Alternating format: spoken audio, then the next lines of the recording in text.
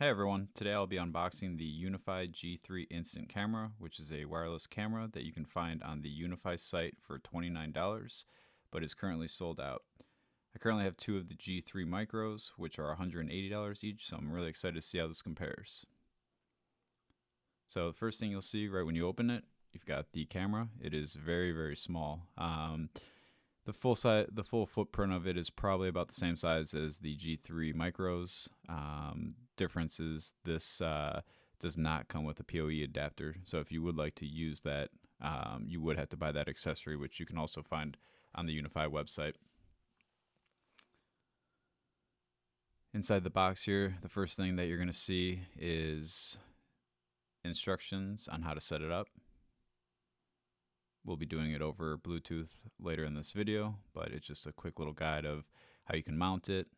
And then the next thing that you'll see in here is the USB-C to USB-A cable. It's actually a fairly long cable, which is nice. So if you're mounting this a little bit higher up, you'll have kind of that extra length that you might need to put it up a little bit higher. I'm going to show here how it goes into the bottom here. It's got a little angled plug so that it fits in the bottom. So if you were to put this kind of flat, it would be able to sit that way. The next thing that you'll see here is the USB-A plug to plug it in. You just plug that side into the plug, and then you just plug that into a standard outlet. And then you got a couple of mounting plates here, so that goes to the back of the camera, and then you got two sticky mounts, so you can actually just stick it to a wall. You got the screws if you're going to use the other mount, which actually allows you to just screw it directly into the wall. And then the last thing here is a mount so that you actually put it into the camera. Next thing we're going to do here is open up the Unifi Protect app. Immediately it's going to show the new devices found. All you have to do is click the add button, and it's going to start to connect your phone to the camera. And then the next thing it's going to do is start looking for Wi-Fi networks. Once you find the Wi-Fi network that you want to join it to, just go ahead and click on it. It's going to ask you for your password, and then you just need to enter that and hit OK. And it'll start to actually connect the camera to your Wi-Fi network. And then the next screen you're going to see here is actually naming the camera. So I'm going to go ahead and hit next and then set it up where it's actually going to go for the testing. Now I'm going to go through some of the settings on here. The first one I'm going to go to is the stream resolution. I've got this set to 1080p, and then when connected to Wi-Fi.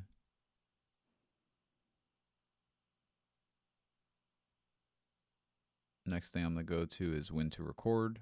I have it set to always. You can also set it to motion events.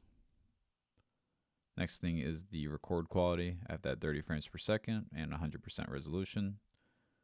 And then for infrared, auto, and low, those are the defaults.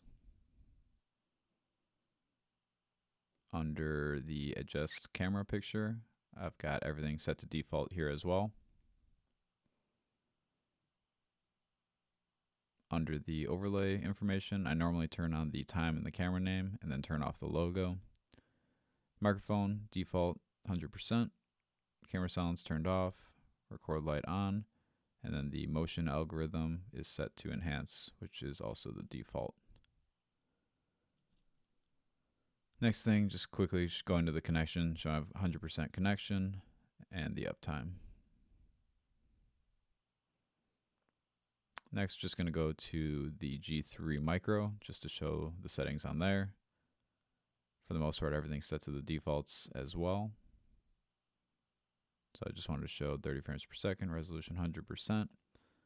And then the adjust camera picture, also everything was set to default on here. Next thing I want to show here is the web portal. First thing you can see here are my three cameras. Got a basement and then the two in the garage, the G3 Micro and the G3 Instant. So the top right hand corner you got the G3 Micro, and then the bottom left you got the G3 Instant. Night one, you can tell that the G3 Micro is actually a little bit brighter in night. Next thing I'm going to show here are actual clips. So first one's the G3 Instant. I think this one looks really good, especially with the lighting in my garage.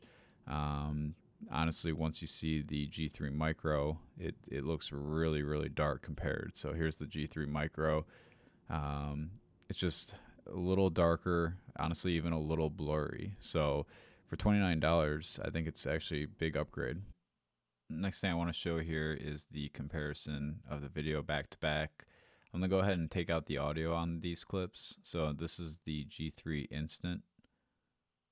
Again, I would say much brighter than the G3 Micro, which is right here. I'm gonna let this go ahead and play through, and then the next clips I'm gonna have the audio so that you can see the difference.